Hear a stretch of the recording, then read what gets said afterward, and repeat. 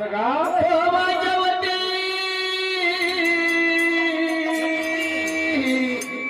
सुखाने तुझा पदी जा माझा तुला संपूर्ण आशीर्वाद आहे. अहो देवा माझ्या बरोबर माझी एक लहान बहीण पण नाही आहे. तू एक लिहिली का नाही माझी लहान बहीण पण आहे. लाल बहीण आहे का तुला लहान बहीण असो मोठी बहीण असो देवाची भक्ती केल्याशिवाय मुक्ती मिळणार नाही. चल ग बाई यमुना हा वय वा हाती तुला नंबर घ्या हाती तू पण देवाची भक्ती करायला पाहिजे हा